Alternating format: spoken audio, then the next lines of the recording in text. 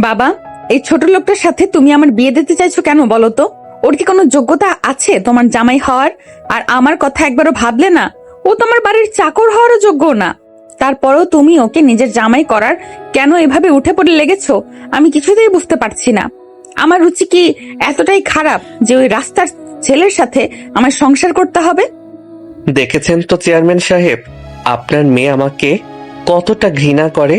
ও তো আমাকে মানুষই মনে করছে না। তাই বলছি কি, আপনার এই জেদটা এবার ছেড়ে দিন। আপনার মেয়ে কোনো ভুল বলেনি। আমি সত্যি ওর যোগ্য নই। নিশি আমার থেকে অনেক ভালো ছেলে পাবে। শুধু শুধু আমাদের দুজনের জীবন কেন নষ্ট করছেন? দেখেছো তো বাবা, ও নিজেও বলছে যে ও আমার যোগ্য না। যেখানে আমরা দুজনেই রাজি না সেখানে এই বিয়ে দেওয়ার তো কোনো মানেই হয় না। আমি পরিষ্কার বলে দিচ্ছি বাবা, আমি এই বিয়ে কোনো দিন কোনোভাবেই করব না। ওই ছেলের সাথে এক বাড়িতে থাকা তো দূরের কথা, ওর মুখ দেখলে আমার গা জ্বলে। একদম চুপ কর তোরা। তোদের মুখ থেকে আমি আর একটা কথাও শুনতে চাই না। আমি এখন তোদের কোনো অজুহাত শোনার জন্য ডাকিনি, আর তোদের অনুমতিও আমার লাগবে না। আমি যখন বলেছি আজ তোদের বিয়ে হবে, তার মানে আজই হবে। এখানে আর কোনো কথা চলবে না। আমার সিদ্ধান্তই শেষ সিদ্ধান্ত। নিশি আর অয়ন দুজনেই এখন অনেক হতাশ, কারণ তারা জানে চেয়ারম্যান একবার যা বলে সেটাই করে ছাড়ে। আমি ভেবেছিলাম তোদেরকে একটু সময় দেব, যাতে তোরা নিজেদের বুঝে নিতে পারিস, কিন্তু তোরা তো দেখছি উল্টো বেশি বুঝে যাচ্ছিস। তোদের আর কোনো সময় দেয়া যাবে না। আজ বিকেলেই কাজে আসবি, তোরা দুইজনেই রেডি থাকবি। আর শোনো, যদি কোনো চালাকি করার চেষ্টা করো তবে আমার চেয়ে খারাপ আর কেউ হবে না। আমি ঠিক কতটা খারাপ হতে পারি সেটা খুব ভালো করেই জানিস। অফিস থেকে বের হয়ে আসার সময় দুজনের মনেই ছিল অনেক রাগ আর দুঃখ। অসহ্য! বাবা আবারও নিজের সিদ্ধান্ত আমার উপর চাপিয়ে দিচ্ছে। আমি কেন এই ফালতু ছেলেটাকে বিয়ে করব? আমার নিজের কি কোনো পছন্দ অপছন্দ নেই? সব বাবার পছন্দ মতোই হতে হবে? রাগে আর দুঃখে নিশি অফিসের বাইরে একটা চেয়ারে জোরে লাথি মারে আর নিজের চুল টেনে পাগলের মতো চিৎকার করতে লাগলো।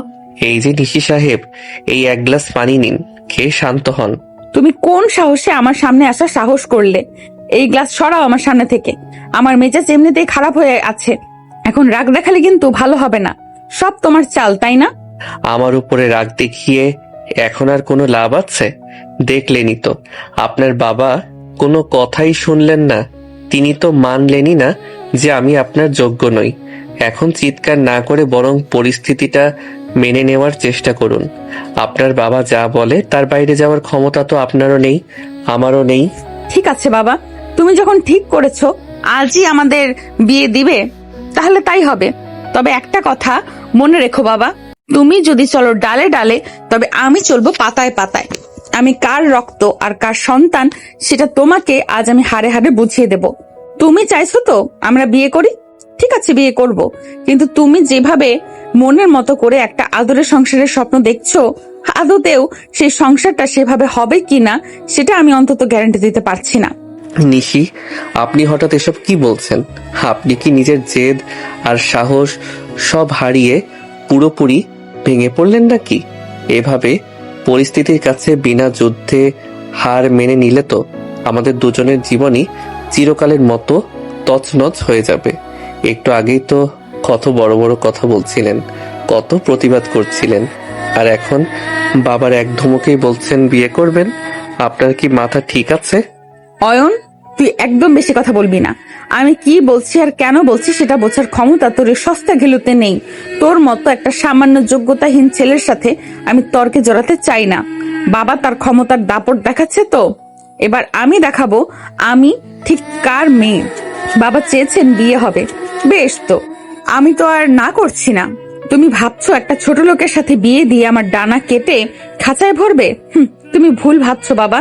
এই অয়নকে দিয়েই আমি এমন এক খেলা শুরু করব যে তুমি নিজের সিদ্ধান্ত নিয়ে নিজেই আফসোস করতে বাধ্য হবে। ওর জীবনটাকে আমি জ্যান্ত নরক বানিয়ে দিব। চেয়ারম্যান সাহেব ঘর থেকে বেরিয়ে যাওয়ার পর নিশি অয়নকে ইশারায় বাইরে আসতে বলে। তারা দুজনে অফিসের পেছনের নির্জন বাগানটায় থামে, যেখানে মানুষের আনাগোনা নেই। আপনি কি সত্যি রাজি হলেন, নাকি বাবার ভয়ে নাটক করছেন? আপনি তো খুব ভালো করেই জানেন আপনার বাবা ঠিক কতটা ভয়ঙ্কর লোক। একবার যদি কাজী এসে সই নিয়ে নেয় তবে কিন্তু আর ফেরার কোনো পথ থাকবে না। তখন কিন্তু সারা জীবন আমার মতো একটা সাধারণ ছেলের সাথে এক ছাদের নিচে কাটাতে হবে। একবার শান্ত হয়ে ভেবে দেখুন নিশি, এটা আবেগের জায়গা না। আর তুমি ঘুণাক্ষরেও টেরও পাবে না। চুপ একদম, এখানে নেই। চলো আমার সাথে, আরো আড়ালে চলো। তোর সাথে আমার অনেক জরুরি কথা আছে। একটা বিশাল পরিকল্পনা করা বাকি আছে।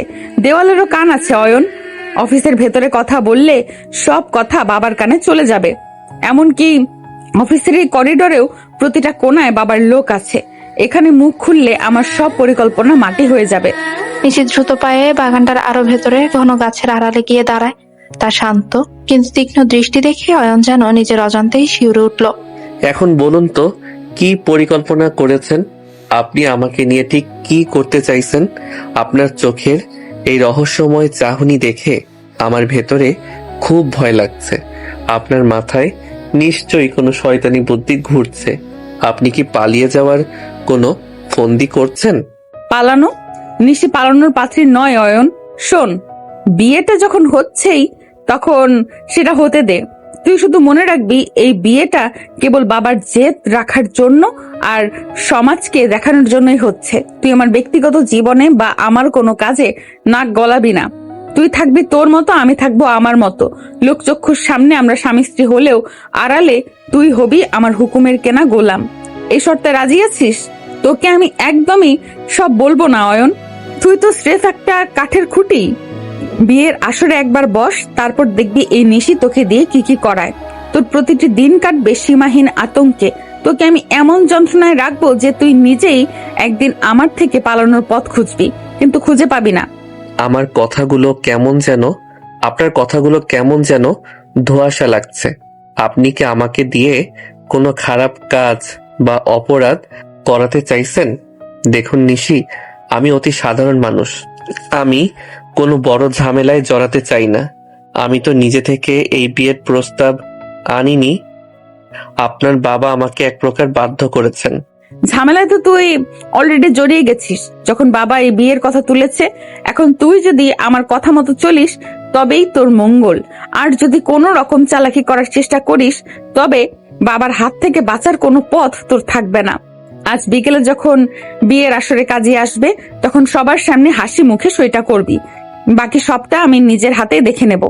নিশি কটকট করে সেখান থেকে নিজের ঘরের দিকে চলে যায়। অয়ন একা সে বাগানেই দাঁড়িয়ে ঘামতে লাগলো। সে পরিষ্কার বুঝতে পারছিল সামনে এক ভয়ঙ্কর সাইক্লোন আসছে, যা তার পুরো জীবনটাকে উল্টে পাল্টা করে দেবে। বিকেল গড়াতে চেয়ারম্যানের বিশাল বাড়ির উঠোনে বিয়ের আসর জমে ওঠে। চারিদিকে আলোকসজ্জা আর মানুষের ভিড় থাকলেও একটা থমথমে নীরবতা যেন চারদিক জেঁকে বসে আছে। গ্রামের মানুষ আসছে খাচ্ছে, কিন্তু নিশি আর অয়নের দিকে তাকালে এক অদ্ভুত অস্বস্তি অনুভব করছে। চাচা, 1 মিনিট, আপনার সাথে জরুরি কথা ছিল। আড়ালে এসে একটা কথা বলি, আপনি কি এই কাজটা সত্যিই ঠিক করছেন? এই সামান্য একটা নিচু ফ্যামিলিতে নিশিকে বিয়ে দিয়ে আপনি আমাদের বংশের মানসম্মান ধুলোয় মিশিয়ে দিচ্ছেন না তো? নিশি আপনার একমাত্র মেয়ে, তাকে একটা সাধারণ কর্মচারীর ছেলের হাতে তুলে দিতে আপনার কলিজা একটুও কাঁপল না? এলাকার মানুষ কিন্তু হাসাহাসি করবে। তুই এখনো ছোট, রাজনীতির অনেক মারপ্যাচ তুই বুঝিস না। সামনে নির্বাচন, এটা ভুলে যাস না। আর নির্বাচনে জেতার জন্য সবকিছু করা লাগে। এই বিয়েটা স্রেফ একটা বিয়ে নয়, এটা আমার ক্ষমতার নতুন একটা সিঁড়ি। এই ত্যাগের খবর যখন এলাকায় ছড়িয়ে পড়বে তখন আমার ইমেজ কোথায় গিয়ে দাঁড়াবে সেটা কি ভেবে দেখেছিস? আমি কি করছি আর কেন করছি সেটা সময় হলেই বুঝতে পারবি। আপাতত মুখ বন্ধ রাখ আর মেহমানদের দেখাশোনা কর। নিশির বাবা আসরের মাঝখানে গিয়ে বুক ফুলিয়ে দাঁড়ান। চারিদিকে গ্রামের গণ্যমান্য মানুষ আর সাধারণ ভোটারদের ভিড়। কাজী সাহেব কলম এগিয়ে দিলেন অয়ন আর নিশির দিকে। নিশি এক মুহূর্ত অয়নের দিকে বিষাক্ত চোখে তাকিয়ে সই করে দেয়। বিয়ের আনুষ্ঠানিকতা শেষ হতে চেয়ারম্যান সাহেব হাত উঁচিয়ে জনগণের উদ্দেশ্যে ভাষণ দিতে শুরু করেন। ভাই ও বন্ধুরা আমার, আজ আপনারা সাক্ষী থাকলেন। আমি মুখে যা বলি কাজেও তাই করি। আমি সবসময় বলি, আমার কাছে ছোট বড় ধনী গরিবের কোনো ভেদাভেদ নেই। মানুষই মানুষের আসল পরিচয়। তার প্রমাণ দিতে আমি আমার কলেজের টুকরা একমাত্র মেয়ে নিশিকে সামান্য একজন কর্মচারীর ছেলের সাথে বিয়ে দিতে 2 বার ভাবলাম না। কারণ আমি চাই এই গ্রামে সাম্য আসুক। আপনারা যেন বুঝতে পারেন আপনাদের চেয়ারম্যানই আপনাদেরই একজন। উপস্থিত সাধারণ মানুষ চেয়ারম্যানের এই নাটকীয় মুহূর্ত দেখে হাততালি ফেটে পড়ে। তারা ভাবলো চেয়ারম্যান কত দয়ালু, কিন্তু আসরের এক কোনায় দাঁড়িয়ে নিশি তখন রাগে নিজের ঠোঁট কামড়াচ্ছে। বাবা নিজের ভোটের জন্য আমাকে দাবার গুটি বানালে এই লোকগুলো দেখানোর জন্য আমার জীবনটা, এই লোকগুলোকে দেখানোর জন্য আমার জীবনটা এই আপদটার সাথে বেঁধে দিলে। ঠিক আছে, তোমার চাল তুমি চেলেছো, এবার আমি আমার চাল চালবো। এই অয়নকে তুমি যার ছেলে হিসেবে পরিচয় দিলে, তাকে দিয়েই আমি তোমার এই সাজানো নাটক তছনছ করে দেব। তুমি যদি ডালে ডালে চলো বাবা, তবে আমি কিন্তু পাতায় পাতায় চলতে জানি। নিশি আপনার বাবার অভিনয় দেখলেন? মানুষগুলো তো ওনাকে দেবদূত মনে করছে, কিন্তু আমার খুব ভয় লাগছে। এই সইটা করার পর থেকে মনে হচ্ছে আমি নিজের মরণ পরোয়ানায় সই করেছি। আপনি এখন কি করবেন? আপনি কি সত্যি আমাকে মেনে নেবেন, নাকি অন্য কোনো মতলব আছে আপনার মাথায়? তুই কি পাগল হয়েছিস অয়ন? এখানে এসব কথা বলার সাহস পাস কি করে? চুপচাপ থাক, লোকে যেন মনে করে তুই এই বিয়েতে খুব খুশি। আর শোন, বাবার এই দয়ার নাটক বেশিক্ষণ টিকবে না। বাসর ঘরে চল, সেখানে তোর জন্য আসল উপহার অপেক্ষা করছে। তুই ভাবছিস চেয়ারম্যানের জামাই হয়ে রাজপ্রাসাদে আছিস? ভুল ভাবছিস। আজ থেকে তুই আমার ব্যক্তিগত নরকে পা রাখলি। বিয়ের সব হট্টগোল শেষ করে নিশি আর অয়ন এখন বাসর ঘরে। বাইরে এখনো দু একজন মেহমানের গলার আওয়াজ পাওয়া যাচ্ছে, কিন্তু এই সাজানো ঘরের ভেতরে এক কবরের মতো নীরবতা। অয়ন দরজার কাছে জড়সড় হয়ে দাঁড়িয়ে আছে, আর নিশি বিছানায় বসে রাগে ফুঁসছে। ওখানে মূর্তির মতো দাঁড়িয়ে আছিস কেন? দরজাটা ভালো করে আটকে দিয়ে এদিকে আয়। তোকে তো অনেক আগেই বলেছি, এটা কোনো বাসর ঘর নয়, এটা তোর জন্য একটা বন্দিশালা। তুই কি ভেবেছিস তোর গলায় ফুলের মালা পড়েছে বলে তুই এই বাড়ির জামাই হয়ে রাজভোগ খাবি?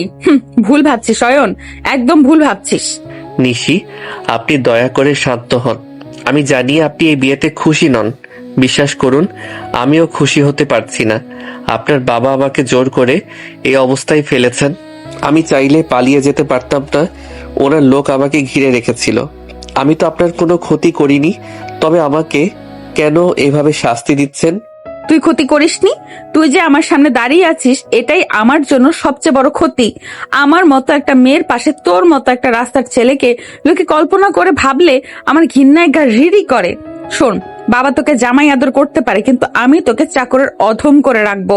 ওই দেখ, আলমারির উপরে একটা পাতলা চাদর আছে, ওটা দিয়ে নিচের মেঝের এক কোনায় গিয়ে শো। আজ থেকে এই মেঝেটাই তোর বিছানা। নিশি, আমি কি সত্যি আপনার সাথে কোনো খারাপ ব্যবহার করেছি? আপনার বাবা যদি সকালে এসে দেখে আমি নিচে শুয়ে আছি, তবে উনি আমাকে আস্ত রাখবেন না। আপনি কি চান উনি আমাকে মেরে ফেলুন? আপনি অন্তত মানুষের মতো ব্যবহার করুন আমার সাথে। আমি কোনো অন্যায় করিনি। আমার বাবার নাম নিয়ে আমাকে ভয় দেখাবি না। তুই ভাবছিস বাবার কাছে বিচার দিয়ে বেঁচে যাবি? তুই যদি বাবাকে একটা শব্দও বলিস, তবে তোর কপালে কি আছে তা তুই কল্পনাও করতে পারবি না। বাসর রাতে স্বামী স্ত্রীর মাঝে কি হয় সেটা তো বাবা দেখতে আসবে না। যা বলছি তাই কর, চাদরটা মেঝেতে পাত আর ওখানে চুপচাপ পড়ে থাক। আর শোন, আমার এই সাজানো বিছানায় বসার বা ছোঁয়ার চেষ্টা করবি না একদম। অয়ন অসহায় চোখে নিশির দিকে তাকিয়ে রয়, তার চোখে তখন জল টলমল করছে। সে আলমারির উপর থেকে চাদরটা পেরে মেঝের শক্ত জায়গায় বিছালো। তার পুরো শরীর অপমানে কাঁপছে। কি হলো, মেঝেতে শুতে খুব কষ্ট হচ্ছে? বড় ঘরের বড় বিছানায় শোয়ার স্বপ্ন ছিল বুঝি? তোর মতো ছেলেদের স্বপ্নগুলো এইভাবে ধুলোয় মিশিয়ে দিতে আমার খুব ভালো লাগে। তুই তো ভাবছিলি চেয়ারম্যানের মেয়েকে বিয়ে করে রাতারাতি বড়লোক হয়ে যাবে। সেই সুযোগ আমি তোকে দেব না। কাল সকাল থেকে তোকে দিয়ে আমি আমার ঘরের সব কাজ করাবো। কাজের লোকেরাও তোকে দেখে হাসবে। নিশি, আপনি নিজেকে অনেক বড় মনে করেন, তাই না? টাকা আর ক্ষমতা থাকলে মানুষ কি অন্যকে মানুষ মনে করে না? আপনি আজ আমাকে অপমান করছেন ঠিকই, কিন্তু মনে রাখবেন, সব দিন সমান যায় না। আমি নিরুপায় বলে আজ আপনার সব অত্যাচার সহ্য করছি, কিন্তু একদিন হয়তো আপনাকেও ওই চোখের জল ফেলতে হবে। মুখ সামলে কথা বলবি অয়ন। আমার সামনে বড় বড় নীতির কথা বলার সাহস পাস কি করে? তোর মতো একটা লোকের মুখে জ্ঞান শুনতে আমি রাজি না। যা এখন লাইটটা বন্ধ করে ঘুমানোর চেষ্টা কর, আর কাল ভোরেই সবাই ওঠার আগেই উঠে যাবি। কেউ যেন না বোঝে তুই মেঝেতে শুয়েছিস। বাবার সামনে তুই হবি আমার আদর্শ স্বামী, আর আমার সামনে আমার কেনা গোলাম। মনে থাকবে তো? অয়ন আর কোনো উত্তর দিল না। সে লাইটটা বন্ধ করে অন্ধকারের মধ্যে মেঝেতে শুয়ে পড়ে। নিশি বিছানায় আয়েশ করে শুলেও তার মনে কোনো শান্তি নেই। তার মাথায় শুধু ঘুরছে কিভাবে অয়নকে ব্যবহার করে তার বাবার সেই দয়ার সাগর ইমেজটা ভেঙে দেওয়া যায়। বাবা, তুমি তো রাজনীতি করতে গিয়ে আমার জীবনটা নষ্ট করলে। এবার দেখো আমি কি করি। এই অয়নকে দিয়েই আমি আমার সব মান সম্মান মাটির সাথে মিশিয়ে দেব। লোকে যখন জানবে তোমার জামাই আসলে তোমারই বাড়িতে গোলামি করে, তখন তোমার ওই সাম্য আর ভেদাভেদহীন কথাগুলো লোকে হাসির ছলে উড়িয়ে দেবে। খেলা মাত্র শুরু হলো বাবা। নিশি, আপনি কি ঘুমিয়েছেন? আমার খুব পানির পিপাসা পেয়েছে। আমি কি এক গ্লাস পানি খেতে পারি? পানির জগটা ওই টেবিলের উপর রাখা আছে, নিজে গিয়ে খেয়ে নে। আর শোন, আমাকে যেন বারবার ডাকতে না হয়। আমার ঘুমের ব্যাঘাত ঘটালে কিন্তু তোকে এক্ষুনি ঘর থেকে বের করে দেব। মনে রাখবি, এই ঘরে থাকার অধিকার তোকে আমি দয়া করে দিয়েছি। অয়ন অন্ধকারে হাতড়ে পানির জগটা খুঁজে নেয়। এক গ্লাস পানি খেয়ে সে আবার মেঝেতে ফিরে এলো। তার মনে হলো আজ থেকে তার জন্য প্রতিটি মুহূর্ত এক একটা পাহাড়ের মতো ভারী হয়ে যাবে। বাসর রাতের গুমট অন্ধকার কাটিয়ে সকালের আলো ফুটতে না ফুটতে দরজায় করা নাড়ার শব্দে অয়নের তন্দ্রা ছুটে যায়। মেঝের শক্ত বিছানায় শুয়ে সারা রাত তার শরীরে প্রচন্ড ব্যথা হয়ে গেছে। দরজার উপাস থেকে নিশির চাচাতো বোন আয়েশার চড়া গলা শোনা যাচ্ছে। ও নিশি আপা, ও দুলাভাই, বেলা তো অনেক হলো, এবার অন্তত দরজাটা খোলেন। সবাই নিচে আপনাদের জন্য অপেক্ষা করছে। নাস্তা রেডি। আব্বা তো বারবার জিজ্ঞেস করছে দুলাভাইয়ের ঘুম ভাঙলো কিনা। এত বেলা পর্যন্ত ঘুমালে চলে? জলদি উঠেন আপা। নিশি, শুনছেন? আয়েশা ডাকছে, তাড়াতাড়ি উঠুন। কেউ যদি এই অবস্থায় আমাদের দেখে ফেলে তবে কিন্তু তুল কালাম হয়ে যাবে। আপনার বাবা জানলে আমার আর আস্ত থাকা হবে না। দয়া করে মেঝে থেকে চাদরটা তুলে ফেলুন। আপনি কি বুঝতে পারছেন পরিস্থিতি কতটা জটিল হতে পারে? তুই কি জন্মগতভাবেই একটু বেশি ভীতু অয়ন? আয়েশা ডাকছে তাতে আমার কি? ও ডাকতে ডাকতে ক্লান্ত হয়ে ফিরে যাবে। আমি আমার ঘুমের ব্যাঘাত একদম পছন্দ করি না। আর কেউ দেখলে দেখুক, আমার তাতে কিচ্ছু যায় আসে না। আমি তো আর কাউকে ভয় পেয়ে এই সিদ্ধান্ত নেইনি। নিশি, আপনি কি পাগল হয়ে গেছেন? আপনি তো বেশ আয়েশ করে বিছানায় বসে আছেন। আপনার মুখে কোনো দুশ্চিন্তার ছাপই নেই। আপনি একদম চিল মুডে রয়েছেন, অথচ বাইরে সবাই আমাদের ডাকছে। আপনার মনে কি একটু ভয় নেই? কেউ যদি দরজার ফাঁক দিয়ে দেখে ফেলে যে আমি মেঝেতে শুয়ে আছি, তবে তো কেলেঙ্কারি হয়ে যাবে। আপনার চিন্তা হচ্ছে না? একদমই না, বিন্দু মাত্র চিন্তা হচ্ছে না আমার। বরং আমার ভালোই লাগছে এটা ভেবে যে খেলাটা এবার জমবে। আমি আমার বাবাকে এবার হাড়ে হাড়ে বুঝিয়ে দেব যে আমার সাথে চালাকি করা বা আমার উপর জোর খাটানোর শাস্তি কি হতে পারে। বাবা চেয়েছেন আমি সংসার করি, ঠিক আছে, আমি সংসার করছি। কিন্তু সেই সংসারের আসল চেহারাটা যখন সবার সামনে আসবে, তখন বাবার ওই সম্মানের মুখোশটা খসে পড়বে। তুই শুধু দেখে যা আমি কি করি। নিশি বিছানা থেকে হাই তুলে নামে। সে আয়নার সামনে দাঁড়িয়ে নিজের চুলগুলো ঠিক করে নেয়। অয়ন তাড়াহুড়ো করে মেঝে থেকে চাদর আর বালিশ আলমারির উপর লুকিয়ে ফেললো। নিশি তখনও রহস্যময় হাসি দিচ্ছে। অয়ন, দরজাটা খোলার আগে শোন, বাইরে যাওয়ার পর তুই আমার সামনে একদম স্বামী সাজার চেষ্টা করবি না। সবার সামনে আমি নাটক করব ঠিকই, কিন্তু আড়ালে তুই যেন তোর সীমা ভুলে না যাস। এখন যা, ওয়াশরুম থেকে ফ্রেশ হয়ে আয়। তোর ওই ফ্যাকাশে মুখ দেখলে সবাই সন্দেহ করবে। অয়ন দ্রুত ফ্রেশ হয়ে নেয়। নিশিও তার সাজগোজ শেষ করে দরজার দিকে এগিয়ে এলো, কিন্তু হুট করে নিশি থামতে পেছন থেকে দ্রুত হেঁটে আসা অয়ন নিজেকে সামলাতে পারলো না। আরে, আপনি হঠাৎ থেমে গেলেন কেন? আমি তো আপনার গায়েই পড়ে যাচ্ছিলাম। থামলাম কারণ তোর জামার কলারটা ঠিক নেই। বাবা দেখলে ভাববে আমি তোকে মারধর করেছি। নিশি হুট করে অয়নের কলার টেনে ধরে। অয়ন অপ্রস্তুত হয়ে নিশির একদম কাছাকাছি চলে আসে। দুজনের নিঃশ্বাস একে অপরের মুখে লাগছে। অয়ন নিশির চোখের দিকে তাকাতেই দেখে সেখানে এক অদ্ভুত মায়া আর জেদ মিশে আছে। নিশি খুব যত্নে অয়নের কলারটা ঠিক করে দিচ্ছিল, কিন্তু তার স্পর্শে একটা অদ্ভুত বিদ্যুৎ খেলে গেল অয়নের শরীরে। নিশি, আপনি খুব কাছে চলে এসেছেন। কেউ দেখলে ভুল বুঝবে। আপনি কি চাইছেন আমি আপনার খুব কাছে থাকি? আপনার গায়ের পারফিউমের গন্ধে আমার মাথা ঝিমঝিম করছে। একটু সামনে আয়। একদম বাজে কথা বলবি না। আমি শুধু নাটকটা নিখুঁত করার চেষ্টা করছি। তুই কি ভেবেছিস তোর প্রেমে পড়ে গেছি? শোন অয়ন, তুই দেখতে মন্দ না, কিন্তু তোর ব্যক্তিত্ব ওই রাস্তার ধুলোর সমান। তোর মতো ছেলেকে আমি সির্ফ ঘৃণা করি। এই যে তোর এত কাছে দাঁড়িয়ে আছি, এটা শুধু বাইরের লোকজনকে দেখানোর জন্য একটা রিহার্সাল, যাতে আমরা বাইরে বেরোলে কেউ বুঝতে না পারে ভেতরে আমাদের কি অবস্থা। আপনার এই রহস্য আমি কোনো দিন বুঝতে পারবো না নিশি। আপনি একদিকে আমাকে নরক যন্ত্রণার কথা বলছেন, আবার অন্যদিকে এভাবে কাছে এসে আমাকে পাগল করে দিচ্ছেন। আপনি ঠিক কি চান? আপনার এই টক ঝাল মিষ্টি স্বভাব সামলানো আমার পক্ষে অসম্ভব হয়ে যাচ্ছে। তোকে বুঝতে হবে না, তুই শুধু তোর কাজ করবি। এখন দরজাটা খোল আর মুখে একটা কৃত্রিম হাসি রাখ। মনে রাখবি, তুই এই বাড়ির সিনিয়র জামাই। এখন সবার সামনে তোর ভাবমূর্তি রক্ষা করার দায়িত্ব তোর, কিন্তু ঘরের ভেতরে তুই আমার ওই চাদরের মতোই নগণ্য। নিশি নিজের দরজা ছিটকিনি খুললো। বাইরে আয়শা দাঁড়িয়ে ছিল। নিশি আর অয়নকে একসাথে খুব কাছে দাঁড়িয়ে থাকতে দেখে আয়শা মুচকি হাসে। ও মা, আপনারা তো দেখছি খুব রোমান্টিক মুডে আছেন।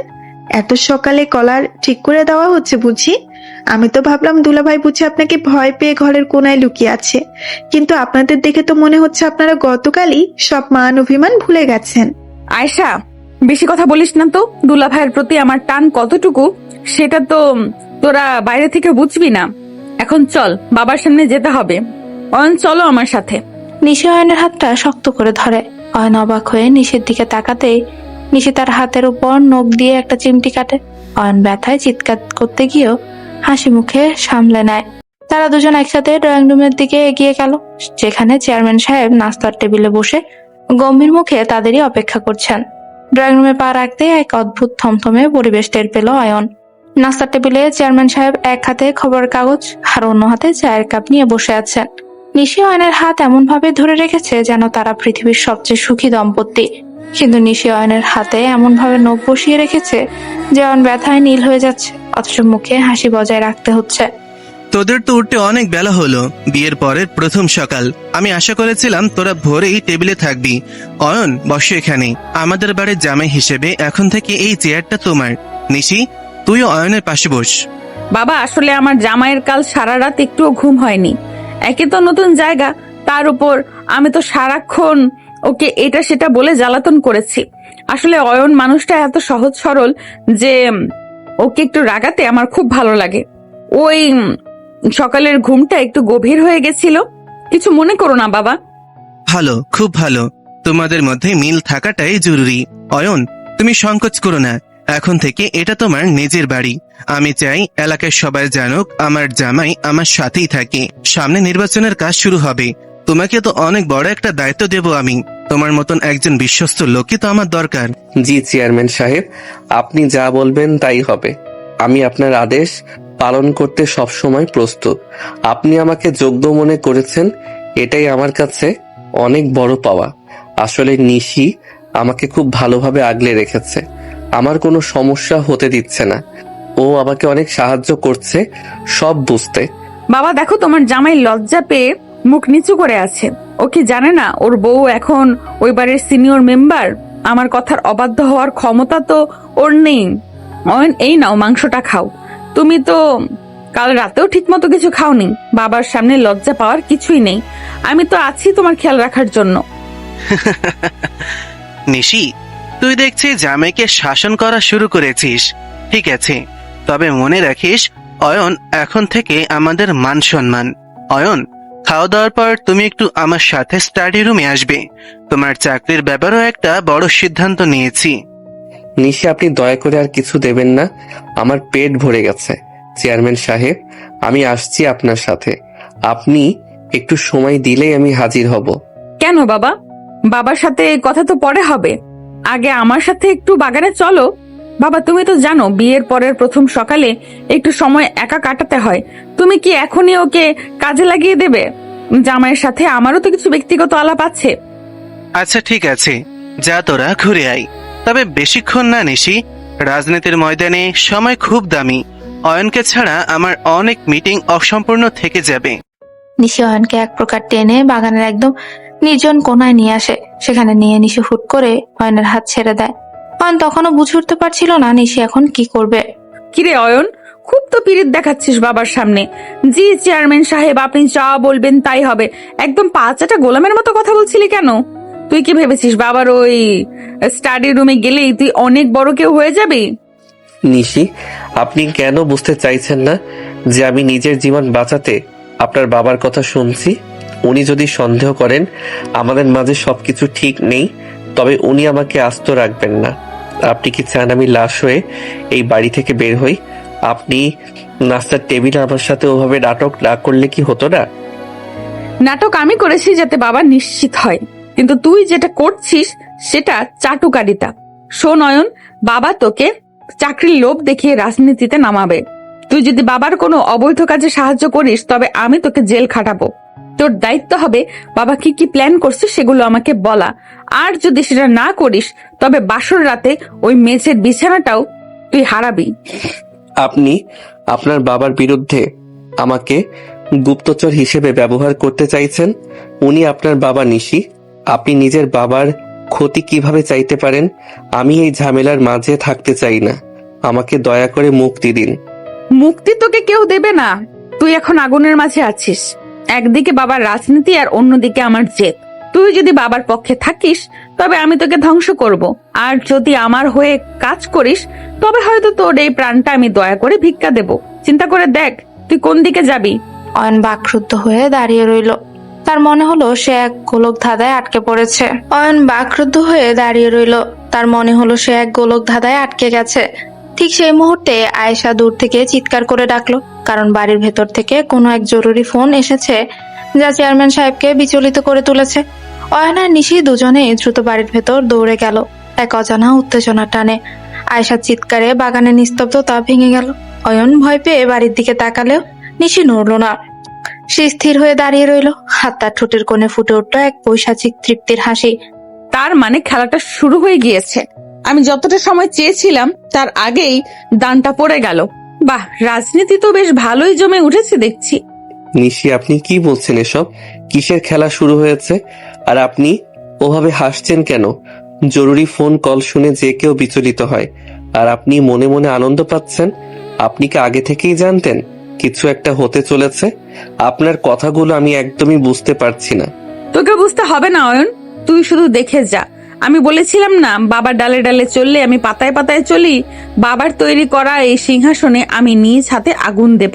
তুই কি ভেবেছিস আমি শুধু তোর উপর অত্যাচার করার জন্য এই বিয়েতে রাজি হয়েছি? না অয়ন, আমার লক্ষ্য অনেক বড়। এখন চল বাড়ির ভেতরে গিয়ে বাবার ওই আতঙ্কিত মুখটা দেখে আসি। নিশি হুট করে অয়নের হাতটা শক্ত করে ধরে, আর তার হাতের আঙ্গুলগুলো অয়নের হাতের আঙ্গুলের সাথে নিবিড় ভাবে মিশে গেল। হঠাৎ করে নিশির এমন স্পর্শে অয়ন থমকে দাঁড়ায়। তার সারা শরীরে এক অদ্ভুত শিহরণ বয়ে গেল। নিশি, আপনি বারবার এভাবে আমার হাত ধরছেন কেন? একবার আপনি আমাকে ঘৃণা করছেন বলছেন, এবার আবার পরক্ষণে এভাবে কাছে আসছেন। আপনার স্পর্শে আমার ভেতরটা কেন জানি ওলট পালট হয়ে যাচ্ছে। দয়া করে এভাবে আমাকে বিচলিত করবেন না। আমি আপনার চালের কোনো দাবার গুটি হতে চাই না। বেশি নাটক করবি না অয়ন। তোর হাত ধরেছি কারণ এখন আমাদের বাড়ির ভেতরে ঢুকতে হবে। সবাই যেন দেখে আমরা কত বড় প্রেমিক জুটি।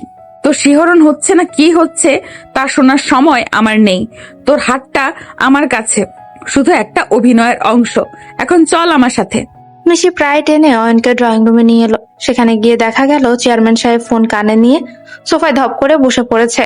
ওনার কপালে বিন্দু বিন্দু ঘাম জমছে, আর চোখের দৃষ্টি শূন্য হয়ে গেছে। এটা কিভাবে সম্ভব? আমার বিশ্বস্ত লোকগুলো এভাবে আমার পিঠে ছুরি মারলো? আমার গোদামে রাখা সব চাল আর গম পুলিশ কিভাবে হানা দিয়ে ধরলো? এটা তো গোপন থাকার কথা ছিল। কেউ একজন আমার ভেতরের সব খবর পুলিশের কাছে পৌঁছে দিয়েছে, কিন্তু কে? কার এত বড় সাহস? বাবা, কি হয়েছে তোমার? অতটা বিচলিত দেখাচ্ছে কেন তোমাকে? ফোন রাখার পর থেকে তো তোমার চেহারা একদম ফ্যাকাশে হয়ে গেছে। কোনো খারাপ খবর এসেছে নাকি? তোমার গুদাম নিয়ে কোনো ঝামেলা হয়েছে?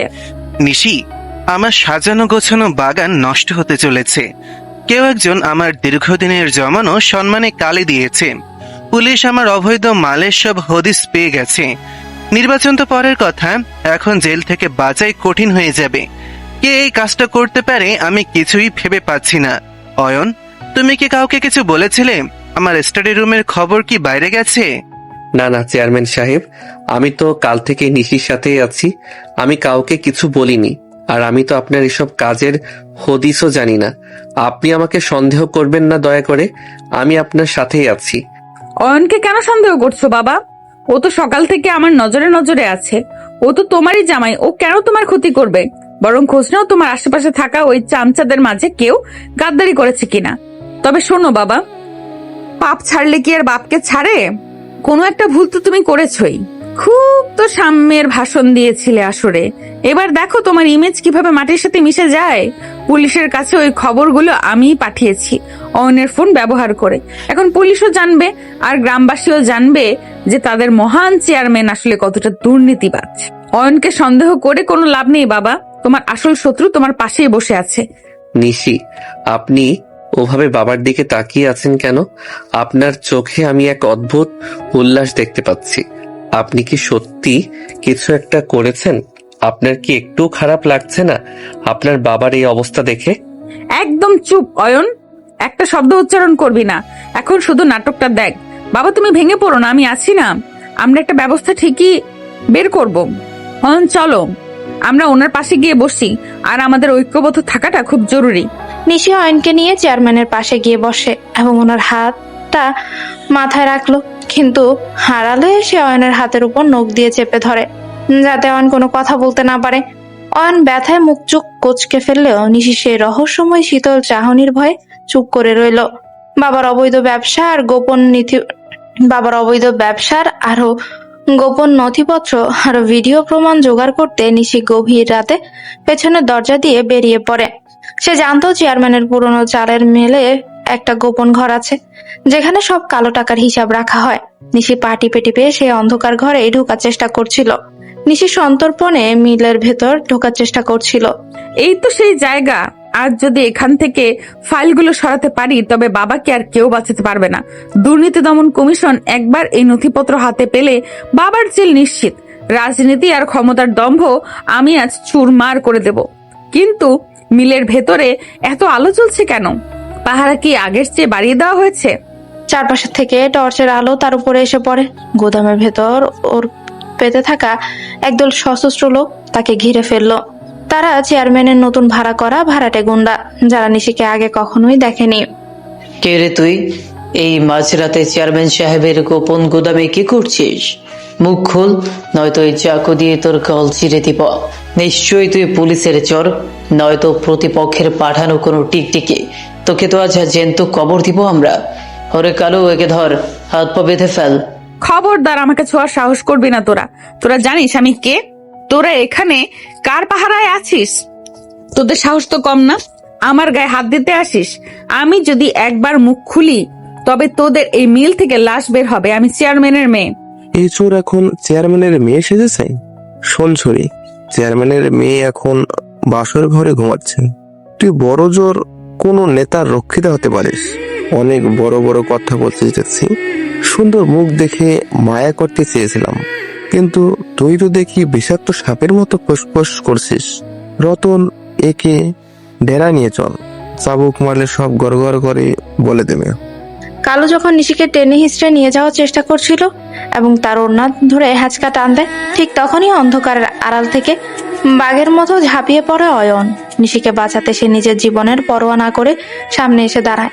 হাত ছাড় ওর গায়ে হাত দেওয়ার আগে তোদের আমার লাশের উপর দিয়ে যেতে হবে। তোরা জানিস না তোরা কার গায়ে হাত দিয়েছিস? আমি থাকতে কেউ ওর একটা চুলও স্পর্শ করতে পারবি না। রতন, কালু, তোরা যদি বাঁচতে চাস তবে এখনই সরে দাঁড়া। অয়ন, আপনি এখানে কি করে এলেন? আমি তো আপনাকে ঘরে ঘুমন্ত অবস্থায় রেখে এসেছিলাম। আপনি কেন নিজের জীবন বিপন্ন করতে আসলেন? এরা খুনি অয়ন, এরা আপনাকে মেরে ফেলবে। আপনি এখান থেকে পালিয়ে যান। আমি আপনাকে একা ফেলে কোথাও যাব না নিশি। আপনি আমাকে ঘৃণা করেন, গোলাম মনে করেন, কিন্তু আপনি আমার স্ত্রী। আপনাকে রক্ষা করা আমার দায়িত্ব। এই কুলাঙ্গাররা আপনাকে চিনতে পারছে না, কিন্তু আমি তো পারছি। সাহস থাকলে আমার সামনে আয়। মুহূর্তের মধ্যে সেখানে এক রক্তক্ষয়ী সংঘর্ষ শুরু হয়ে গেল। অয়ন একা 4-5 জন সশস্ত্র গুন্ডার সাথে লড়তে লাগলো।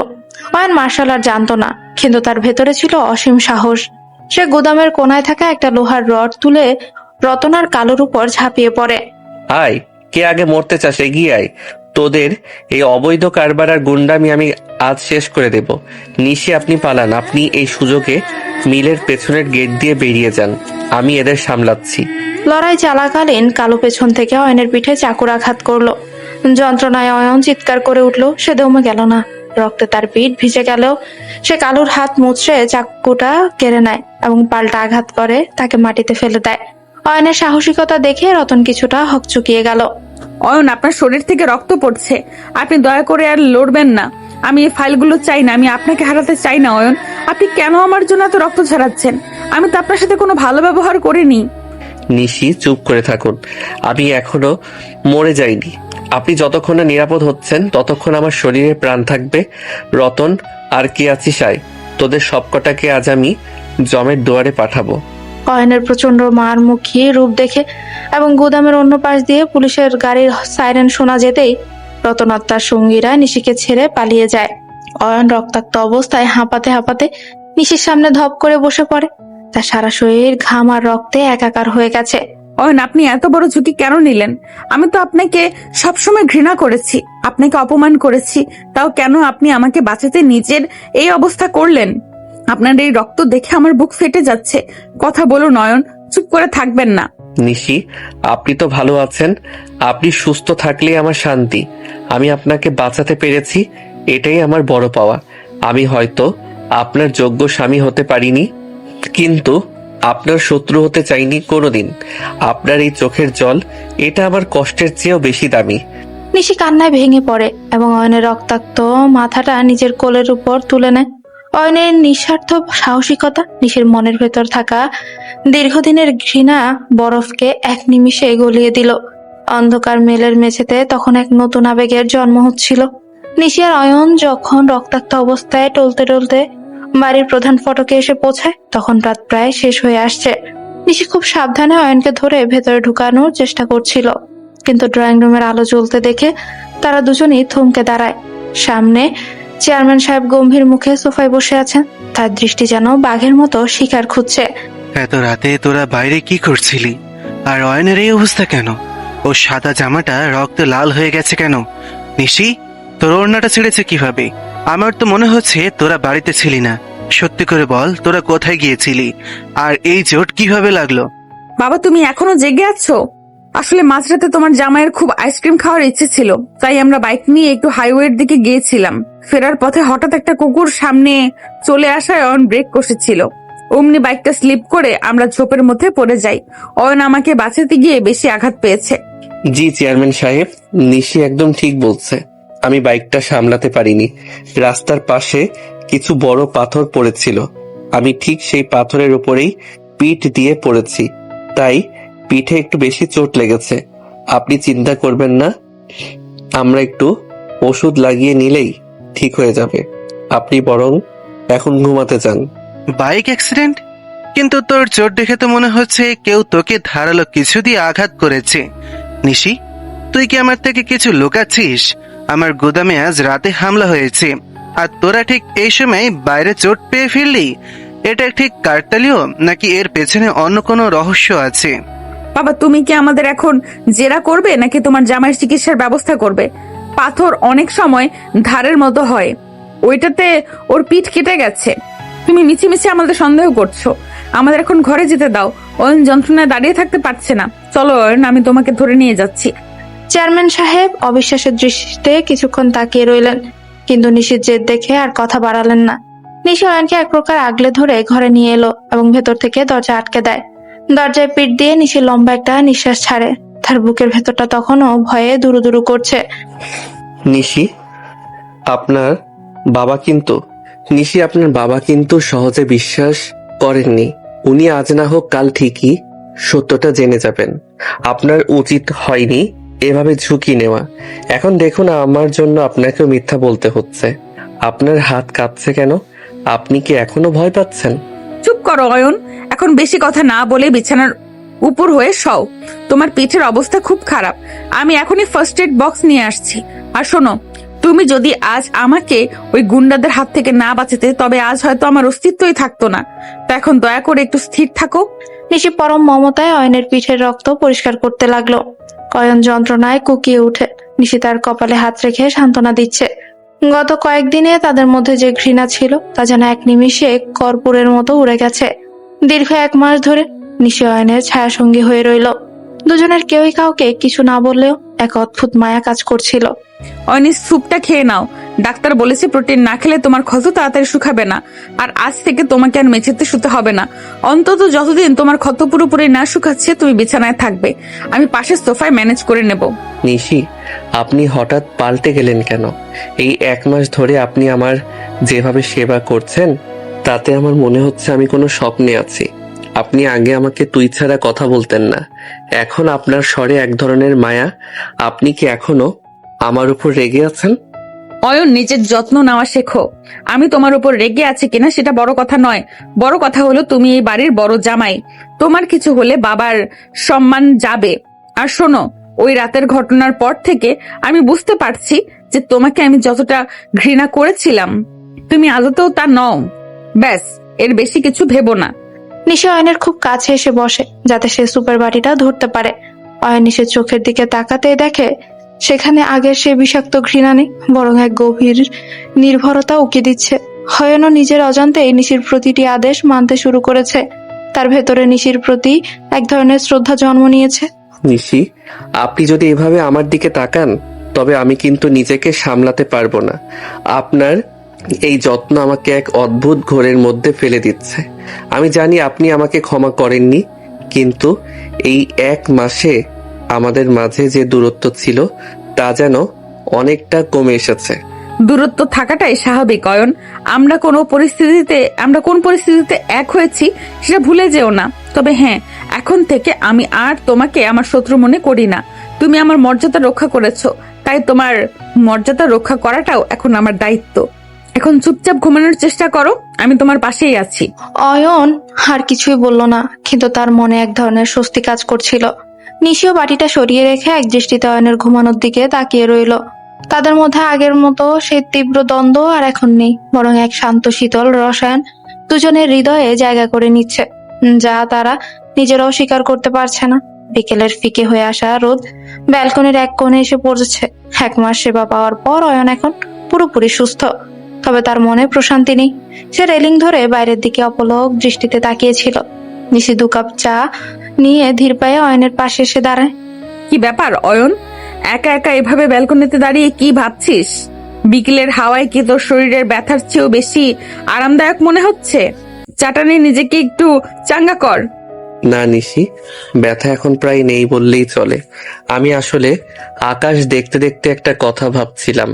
কথাগুলো অনেক দিন ধরে মনের ভেতর বিষের মতো জমছে, কিন্তু সাহস করে আপনাকে কোনো দিন জিজ্ঞেস করতে পারিনি। আজ কেন জানি মনে হচ্ছে জিজ্ঞেস না করলে আমি পাগল হয়ে যাব। আজ যখন মুখ খুলেছিসই তবে বলেই ফেল। আমি জানি তুই আমাকে নিয়ে খুব দ্বিধায় আছিস। কি এমন গোপন কথা যা বলতে তোর এত সংকোচ? নিশি, এই যে গত 1 মাস ধরে আপনি আমার প্রতিটি দিন এত এত যত্ন নিলেন, এত কেয়ার করলেন, সেটা কেন? আপনি কি সত্যি আমাকে মন থেকে ক্ষমা করে দিয়েছেন, নাকি আমাকে নিজের স্বামী হিসেবে মনে জায়গা দিয়েছেন, নাকি এটা শুধুই মাত্র আপনার মতো বড় মানুষের দেখানো সস্তা করুণা? সত্যিটা বলবেন কি? অয়ন, এটা আমার কল্পনাও নয়, তোকে ক্ষমা করাও নয়, আবার পুরোপুরি মেনে নেওয়াও নয়। এটা হলো আমার কৃতজ্ঞতা বোধ। আমি তোর প্রতি কৃতজ্ঞ, কারণ তুই নিজের প্রাণের পরোয়া না করে সেদিন আমার সম্মান আর জীবন বাঁচিয়েছিস। নিশি বেঈমান নয় অয়ন। যে তাকে বিপদ থেকে উদ্ধার করে সে তার প্রতিদান দিতে জানে। ব্যাস, এইটুকু ছাড়া আর অন্য কিছু ভেবে নিজেকে ধোঁকা দিস না। নিশি, আমার একটা বিষয় এখনো মাথায় ঢোকে না। আপনি কেন নিজের বাবার বিরুদ্ধে লড়ছেন? তিনি তো প্রভাবশালী মানুষ। হ্যাঁ, তিনি জোর করে আমার মতো একটা সাধারণ ছেলের সাথে আপনার বিয়ে দিয়েছেন, সেটা অন্যায়। কিন্তু তাই বলে নিজের বাবাকে ধ্বংস করার জন্য এত বড় ঝুঁকি নেওয়া কি ঠিক? রক্ত তো শেষ পর্যন্ত ওনারই আপনার শরীরে। তুই ভাবছিস আমি শুধু বিয়ের অপমানে এই পথ বেছে নিয়েছি? না অয়ন, বিষয়টি অতটাও সস্তা নয়। আমি জানি আমার বাবা অত্যন্ত অসৎ একজন মানুষ। তিনি ক্ষমতার আড়ালে এমন সব জঘন্য কাজ করেন যা শুনলে তোর আত্মা কেঁপে উঠবে। তিনি জনগণের সেবক হওয়ার মুখোশ পরে আসলে জনগণের রক্ত চুষে খাচ্ছেন। আমি ওনার সন্তান হতে পারি, কিন্তু তার আগে আমি একজন স্বাধীন মানুষ। একজন মানুষ হিসাবে আমি একজন ভক্ষকে প্রশ্রয় দিতে পারি না। সমাজ সেবার নাম করে তিনি যে পাপের রাজত্ব গড়েছেন তার বিনাশ হওয়ার প্রয়োজন। নিশি, আপনার মনের ভেতরে যে এত বড় একটা আদর্শ পাশ করে তা আমি কোনোদিন কল্পনাও করতে পারিনি। আমি ভেবেছিলাম আপনি শুধু দাম্ভিক আর জেদি, কিন্তু আজ আপনার কথা শুনে আপনার প্রতি আমার শ্রদ্ধা কয়েক গুণ বেড়ে গেল। নিশি, এখন থেকে আপনি এই যুদ্ধে আর একা নন। আমি আপনার যোগ্য কিনা জানি না, তবে আমি কথা দিচ্ছি এখন থেকে আমি আপনার ঢাল হয়ে থাকব। আপনার প্রতিটি বিপদে আমি ছায়ার মতো পাশে দাঁড়াবো। যুদ্ধটা অনেক বেশি পিচ্ছিল হবে অয়ন। বাবা যখন বুঝতে পারবেন তার পায়ের নিচের মাটি কে কাটছে, তখন তিনি কাউকেই রেহাই দেবেন না। তুই কি সত্যি তৈরি? এই পথের শেষ হয়তো অন্ধকার অন্ধকার জেলখানায় কিংবা মর্গে হতে পারে। ফিরে যাওয়ার পথ কিন্তু এখনো খোলা আছে অয়ন। আমি মরতেও রাজি নিশি, কিন্তু আপনার বিশ্বাসের অমর্যাদা হতে দেব না। আপনার এই সত্যের লড়াইয়ে আমার যা কিছু শক্তি আছে তা নিয়ে আমি ঝাঁপিয়ে পড়তে চাই। আমাকে শুধু অবিশ্বাস করবেন না, ব্যাস এটুকু থাকলেই হবে। নিশি অয়নের চোখের দিকে তাকিয়ে এক ধরনের নিশ্চয়তা খুঁজে পেল। তাদের মধ্যে এক নতুন শক্তির জন্ম হলো। কিন্তু ঠিক সেই মুহূর্তে আয়েশা হন্তদন্ত হয়ে ব্যালকনিতে এলো। তার মুখ ফ্যাকাশে আর সারা শরীর থরথর করে কাঁপছে। নিশি আপা, দুলাভাই, সর্বনাশ হয়ে গেছে। নিশি আপা, তুমি যে লাল ডায়েরিটা তোমার আলমারিতে গোপন জায়গায় লুকিয়ে রেখেছিলে সেটা ওখানে নেই। আমি দেখলাম বড় আব্বা তোমার ঘর থেকে একটা ডায়েরি নিয়ে নিজের স্টাডি রুমে ঢুকলেন আর দরজা ভেতর থেকে নক করে দিলেন। ওনার মুখটা খুব ভয়ঙ্কর দেখাচ্ছিল, মনে হচ্ছিল এই মাত্র কাউকে খুন করবে। কি বললি? বাবা আমার ডায়েরি পেয়েছে? ওই ডায়েরিতে তো বাবার সব অবৈধ মাদকের ডিলিং আর বড় বড় অপরাধীদের গোপন লিস্ট লেখা ছিল। ওটা তো আমার ব্রহ্মাস্ত্র ছিল অয়ন। বাবা যদি ডায়েরিটা পড়ে ফেলেন তবে আজই আমাদের এই বাড়িতে শেষ রাত হতে চলেছে। উনি আমাদের দুজনকেই শেষ করে দেবেন। নিশি, আপনি শান্ত হন, ঘাবড়ালে চলবে না। আমাদের এখনই কিছু একটা করতে হবে। চলুন স্টাডি রুমের দিকে যাই। আয়েশা, তুই নিচে গিয়ে দেখ বড় আব্বার বিশ্বস্ত বডিগার্ড কালু আর রতন কোথায়। তারা যেন ঘরের আশেপাশে না আসতে পারে। নিশি আর অয়ন দ্রুত সিঁড়ি দিয়ে নিচে নামতে লাগে।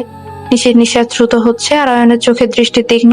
ঠিক তখনই নিচতলের স্টাডি রুমের ভেতর থেকে একটা গুলির বিকট শব্দ শোনা গেল। নিশি আর অয়ন পাথরের মতো সিঁড়ির মাঝখানে থমকে দাঁড়িয়ে পড়ে। গুলি? স্টাডি রুমের ভেতরে তো আপনার বাবা ছাড়া কেউ নেই।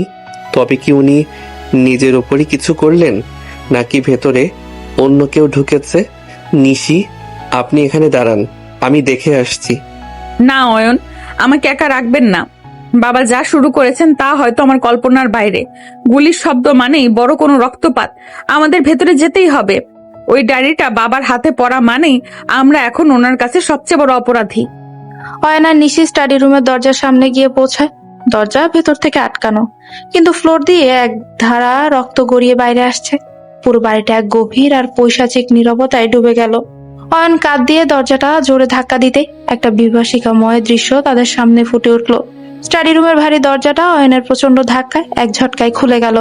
কিন্তু ঘরের ভেতরে ঢুকতে যে দৃশ্যটা তাদের চোখে পড়ে তাতে অয়ন আর নিশি দুজনেই কয়েক মুহূর্তের জন্য পাথর হয়ে গেল।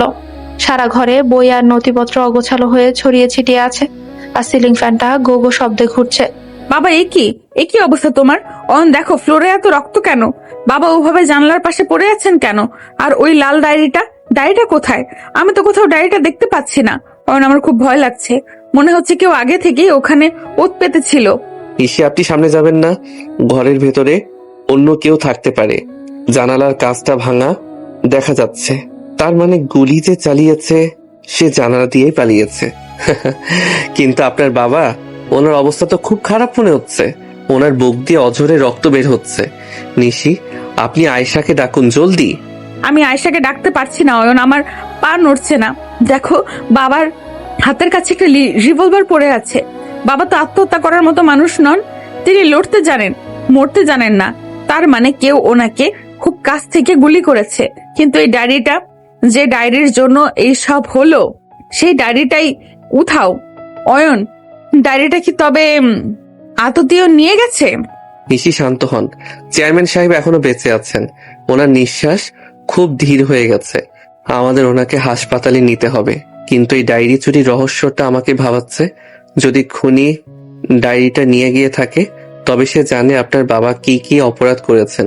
সে হয়তো এই তথ্যগুলো ব্ল্যাকমেইল করার জন্য ব্যবহার করবে। নিশি পাগলের মতো সারা ঘরে ডায়েরিটা খুঁজতে লাগলো। ড্রয়ার, আলমারি, এমনকি টেবিলের নিচ পর্যন্ত দেখলো সে। ঠিক সেই সময়ে জানলার পর্দাটা একটু নড়ে উঠলো, যেন কেউ পর্দার আড়ালে দাঁড়িয়ে দেখছে। অয়ন সতর্ক হয়ে সেদিকে এগিয়ে গেল। কে ওখানে? পর্দার আড়ালে কে লুকিয়ে আছিস? বাইরে আয়, নয়তো আমি গুলি চালাতে বাধ্য হব। নিশি, আপনি সাবধানে থাকুন। এই ঘরের ভেতরেই কেউ একজন এখনো আছে। আমি স্পষ্ট ছায়া দেখতে পাচ্ছি। আজ তাই নিয়ে গেছে। অয়ন সাবধান, ওড়না দিয়ে বাবার রক্ত বন্ধ করার চেষ্টা করছি আমি। আপনি ওদিকে একা যাবেন না। যদি ওর কাছে অস্ত্র থাকে, এই বাড়ির বাইরের কেউ ঢোকা অসম্ভব। তার মানে বাড়ির ভেতরের কেউ এই কাজটা করেছে। রতন আর কালু কোথায়? তারা কি পাহারা দিচ্ছিল না?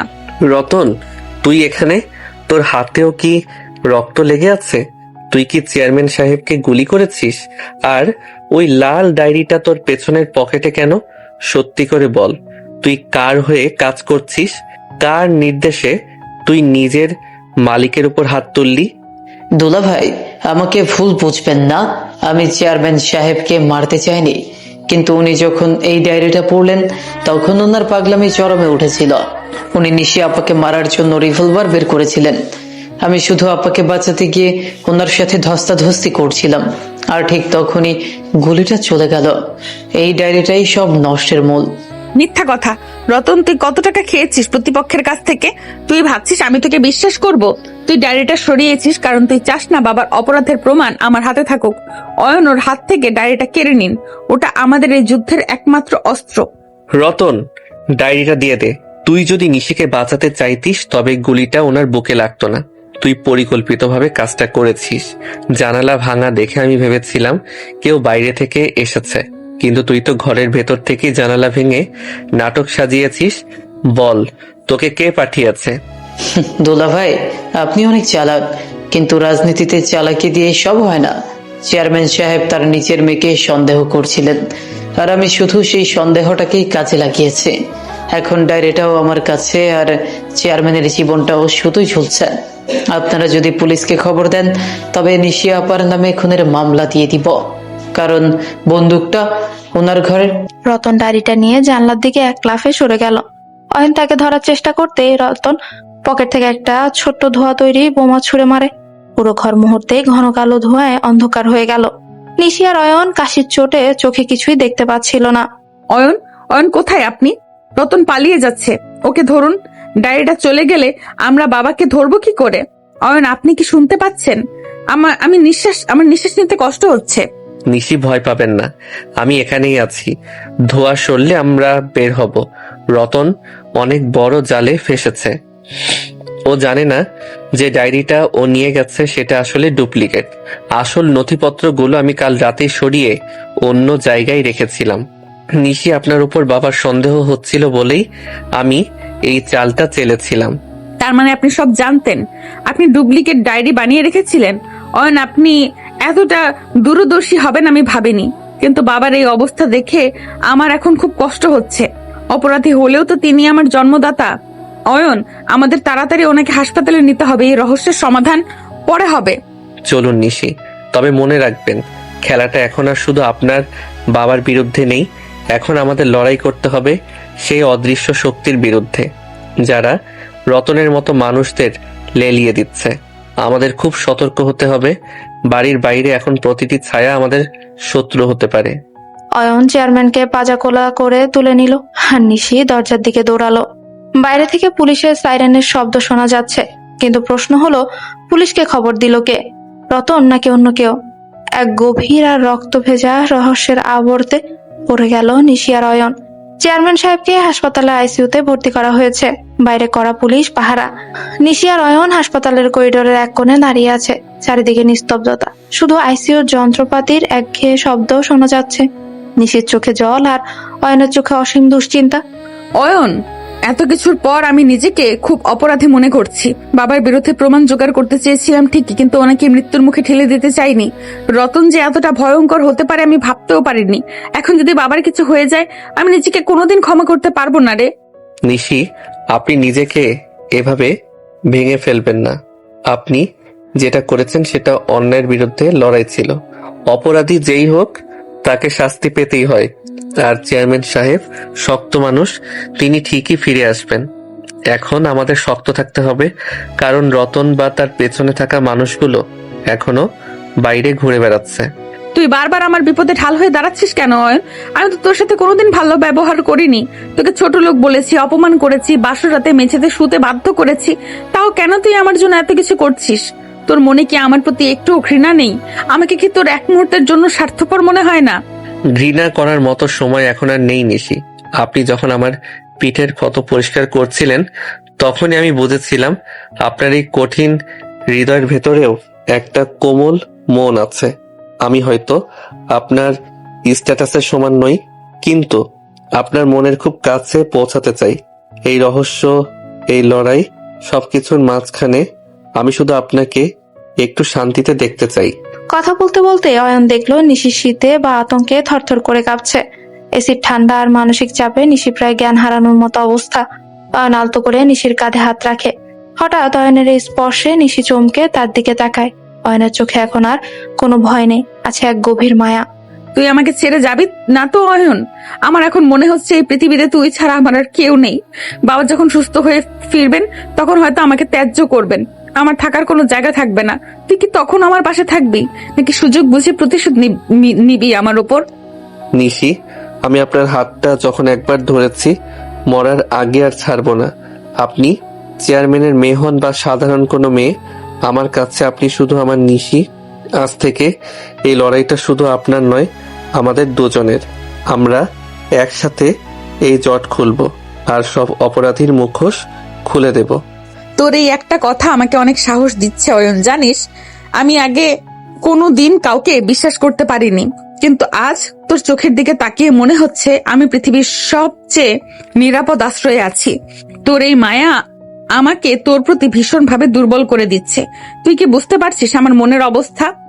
অয়ন নিশির কপালে আলতো করে একটা চুমু খেলো। সে স্পর্শে নিশির সারা শরীর এক অন্যরকম বিদ্যুৎ খেলে গেল। তাদের এই রোমান্টিক মুহূর্তটা রহস্যের কালো মেঘের মাঝে যেন এক ঝলক সোনালি রোদ। নিশি চোখ বন্ধ করে অয়নের বুকে মাথা রাখে, কিন্তু তাদের এই ঘনিষ্ঠতা আড়াল থেকে কেউ একজন দেখছিল। নিশি, আমাদের এখনই সজাগ হতে হবে। মনে হচ্ছে হাসপাতালেও আমাদের উপর নজর রাখা হচ্ছে। রতন একা এই কাজ করেনি। এই চক্রান্তের পেছনে বড় কোনো রাঘব বোয়াল আছে, যে চায় না আপনার বাবা মুখ খুলুক। চলো আইসিইউ এর সামনে যাই। আমাদের প্রতিটি মুহূর্ত এখন দামি। চল অয়ন, আমি তৈরি। তোর হাত আমার হাতে থাকলে আমি এখন মৃত্যুকেও জয় করতে পারি। আমরা দেখাবো যে সত্য আর ভালোবাসার জয় সব সময় হয়। যারা আমাদের ক্ষতি করতে চায় তাদের আমি দেখে নেব। নিশি আর অয়ন হাত ধরাধরি করে করিডোর দিয়ে এগিয়ে চললে। তাদের এই দীর পথচলা জানান দিচ্ছিল যে তারা এখন আর অসহায় নয়। এক গভীর রহস্য আর নতুন প্রেমের সংমিশ্রণে তাদের জীবন এখন এক নতুন মোড় নিয়েছে। হাসপাতালের কেবিনে বসে অয়ন আর নিশি এখন সেই আসল লাল ডায়েরির পাতাগুলো উল্টাচ্ছে। চেয়ারম্যান সাহেব আইসিইউতে জমে আর মানুষের লড়াই করছেন, আর এদিকে বাইরে অয়ন আর নিশি সেই অদৃশ্য শত্রুর মুখোশ খুলতে মরিয়া হয়ে উঠেছে। এই দেখ অয়ন, ওই পাতার কোডগুলো ভালো করে লক্ষ্য কর। ওখানে শুধু বাবার নাম নেই, ওখানে অন্য কারোর সই আছে। এসকে, এই এসকে আসলে কে? আমার মনে পড়েছে, বাবার সব পলিটিক্যাল মিটিং এ একজন লোক সব সময় ছায়ার মতো থাকতো। তুই কি ওনাকে চিনিস? এসকে? নিশি, এটা তো ওনার ডানহাত সাকলাইন চৌধুরী, কিন্তু সে তো চেয়ারম্যান সাহেবের জানের বন্ধু বলে পরিচিত। রতন কি তবে ওনার নির্দেশেই কাজ করছিল? নিশি, ভালো করে দেখতো, এখানে কি কোনো আর্থিক লেনদেনের কথা লেখা আছে? সাকলাইন কেন আপনার বাবার ক্ষতি করতে চাইবে? কারণ সাকলাইন নিজেকে আগামী নির্বাচনে দাঁড়াতে চায়। বাবা সরে গেলে তার পথ পরিষ্কার হয়ে যাবে। এই দেখ, এখানে লেখা আছে মিল থেকে পাওয়া চালের অর্ধেক সাকলাইনের গুদামে যাবে। তার মানে সাকলাইন আর বাবা দুজনেই সমান অপরাধী। বাবা জেলে গেলে সাকলাইনও ঢুকবে, তাই সে বাবাকে চিরতরে সরিয়ে দিতে চাইছে। রহস্যের জাল যখন খুলতে শুরু করেছে, তখনই নিশি উত্তেজনায় কাঁপছিল। অয়ন আলতো করে নিশির হাতটা নিজের হাতের মুঠোয় নেয়। নিশি শান্ত হওয়ার জন্য অয়নের কাঁধে মাথা রাখে। বাইরে তখন প্রবল বৃষ্টি হচ্ছে, আর ঘরের ভেতরের পরিবেশটা থমথমে, অথচ এক অদ্ভুত মায়ায় ঘেরা। নিশি, আপনি এতটা ঘাবড়াচ্ছিস কেন? আমি তো আছি। সাকলাইন যত বড় পলিটিশিয়ানই হোক না কেন, এই ডায়েরিটা হাতে থাকলে তাকে আমরাই নিয়ন্ত্রণ করব। তবে আমাদের খুব সাবধানে পা বাড়াতে হবে। আপনি কিন্তু আবার আগের মতো একা একা বেরিয়ে যাবেন না।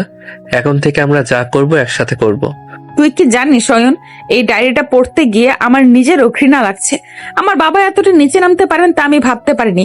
তবে সবচেয়ে বড় সত্যি কি জানিস, এই বিপদের দিনে আমি তোকে খুঁজে পেয়েছি। তুই না থাকলে আমি হয়তো এই রহস্যর সমাধান করতে গিয়ে আগেই হারিয়ে যেতাম। পরিস্থিতির শিক্ষা নিশি। আমি যখন ছোট ছিলাম তখন থেকেই প্রতিকূলতার সাথে লড়াই করছি। তবে আপনার মতো একজন জেদি আর সাহসী মেয়েকে সামলানোই ছিল আমার জীবনের সবচেয়ে বড় চ্যালেঞ্জ। এখন তো দেখছি আপনি আমার উপর অনেকটা নির্ভরশীল হয়ে পড়েছেন। খুব কি খারাপ লাগছে আমার সাহায্য নিতে? তুই এতটা ধৈর্যশীল কিভাবে রে? ধ্যাৎ, ফাজলামি করবি না একদম। আমি তোর উপর নির্ভরশীল নই, আমি শুধু তোর সাহসের ভাগ নিচ্ছি। তুই যদি মনে করিস আমি তোর প্রেমে পড়ে গেছি তবে ভুল ভাবছিস। আচ্ছা শোন, সাকলাইনের গোপন আস্তানা শহরের ওপাশে না? আমাদের এক্ষুনি সেখানে হানা দিতে হবে। নিশি কথাগুলো বললেও তার চোখের চাহনিতে অন্য কিছু ফুটে উঠছিল। সে অয়নের জামা বোতাম নিয়ে নাড়াচাড়া করছে, যা তার অবচেতন মনের দুর্বলতার বহিঃপ্রকাশ। অয়ন মুচকি হেসে নিচের চিবুকটা আলতো করে ছুঁয়ে দেয়। আপনি আমার প্রেমে পড়েছেন কিনা সেটা সময় বলবেন নিশি, কিন্তু আপনার এই মায়াবী চোখের দিকে তাকালে আমার মনে হয় আমি 1000 বছর আপনার জন্য অপেক্ষা করতে পারি। এখন এসব রোমান্টিকতা থাক, আগে সাকলাইনকে ধরতে হবে। রতন নিশ্চয়ই ওখানেই আছে। আমরা যদি ওদের হাতে নাতে ধরতে পারি তবেই চেয়ারম্যান সাহেবের উপর হামলার বিচার হবে। ঠিক আছে, চল। কিন্তু অয়ন, তুই সাবধানে থাকবি। সাকলাইনের লোকগুলো অনেক বেশি বিপজ্জনক। আমার জন্য তুই আর রক্ত ঝরাস না, তা আমি একদমই চাই না। তোর পিঠের ক্ষতটা এখনো পুরোপুরি শুকোয়নি। তুই কি সত্যি পারবি এই লড়াইয়ে টিকে থাকতে? আপনি সাথে থাকলে আমি হিমালয় জয় করতে পারি নিশি। চলো বাইকটা বের কর, আজ রাতের মধ্যে সব পাপের হিসাব হবে। সাকলাইন জানবে যে চেয়ারম্যানের মেয়ে আর তার জামাই দাবার গুটি নয়, তারা এখন এই খেলার রাজা আর রানী। নিশি আর অয়ন হাসপাতালের পেছন গেট দিয়ে বেরিয়ে এলো। বৃষ্টির ঝামটায় দুজনে ভিজে একাকার। অয়ন বাইক স্টার্ট দিতে নিশি তার পেছনে বসে তাকে শক্ত করে জড়িয়ে ধরে। বৃষ্টির শব্দে নিশির মনের চাপা অনুভূতিগুলো যেন আজ মুক্তি পেতে চাইছে। অয়ন শোন, যদি আজ আমাদের কিছু হয়ে যায় তবে মনে রাখিস, তোকে আমি আর ঘৃণা করি না, বরং তুই আমার জীবনের সবচেয়ে সুন্দর ভুল। তোকে আমি কোনোদিন বলতে পারবো না হয়তো, কিন্তু তুই আমার জন্য অনেক বড় আশ্রয়। চুপ কর পাগলি, আমাদের কিচ্ছু হবে না। আপনি শুধু আমাকে জাপটে ধরে থাকেন। আজ সাকলাইনের সাম্রাজ্য গুড়িয়ে দিয়ে আমরা আমাদের নতুন জীবন শুরু করব। তুই কি তৈরি নিশি? হ্যাঁ আমি তৈরি। শুধু চল অয়ন, আজ রাতের শেষ দেখে ছাড়বো। রহস্যের জট যেমন খুলবে তেমনি আমাদের জীবনের নতুন অধ্যায়ও আজ থেকেই শুরু হবে। বাইকের গতি বাড়তে নিশি তার মুখটায় অয়নের পিঠে গুজে দেয়। অন্ধকারের মাঝে হেডলাইটের আলোয় তারা এগিয়ে চলল সাকলাইনের গোপন ডেরার দিকে। এক ভয়ঙ্কর উত্তেজনা আর গাঢ় রোমান্টিকতায় সিক্ত হয়ে তারা তাদের জীবনের সবচেয়ে বড় মিশনে নামলো। বৃষ্টির ঝাপটা উপেক্ষা করে অয়ন আর নিশি সাকলাইন চৌধুরীর নির্জন বাগান বাড়ির সামনে এসে থামলো। চারদিকে ঘুটঘুটে অন্ধকার, মাঝে মাঝে পাহারাদারদের টর্চের আলো এদিক সেদিক ঘুরে বেড়াচ্ছে। নিশি আর অয়ন অত্যন্ত সাবধানে পেছনের দেয়াল টপকে ভেতরে ঢুকে। অয়ন দেখ, ওই জানলার পাশে রতন দাঁড়িয়ে আছে আর ভেতরে সাকলাইন চৌধুরী বসে হাসছে। ওদের সামনে ওই লাল ডায়েরিটা রাখ, ওরা বোধহয় ভাবছে এটাই আসল ডায়েরি। তুই কি তৈরি রে? আমার হাতটা কেন জানি খুব কাঁপছে। নিশি, আপনি একদম ভয় পাবেন না, আমি তো আপনার পাশেই আছি। ওই ডায়েরিটা খোলার সাথে সাথে ওরা বুঝতে পারবে ওদের হার হয়েছে। আপনি শুধু আমার পেছনে থাকবেন, কোনোভাবে আগে আসবেন না। সাকলাইন অনেক ধূর্ত লোক, ও যে কোনো সময় অস্ত্র বের করতে পারে। তুই বারবার নিজেকে কেন বিপদে ফেলিস অয়ন? আমার জীবনের চেয়েও তোর নিরাপত্তা এখন আমার কাছে বেশি দামি। শোন, যদি কিছু হয়ে যায় তুই আমাকে ফেলে পালিয়ে যাবি। তুই আমার জন্য অনেক রক্ত ঝরিয়েছিস, আর না। চুপ করুন নিশি, আপনাকে ছাড়া আমি কোথাও যাব না।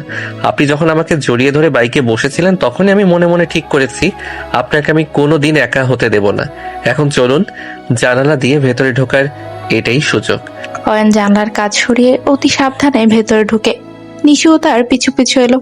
সাকলাইন চৌধুরী তখন ডায়েরির পাতাগুলো উল্টে অবাক হয়ে যাচ্ছে, কারণ সেখানে নিশি আর অয়নের বিয়ের কিছু মজার ছবি আর ব্যঙ্গাত্মক সব কথা লেখা ছিল। রতন, তুই এটা কি নিয়ে এসেছিস?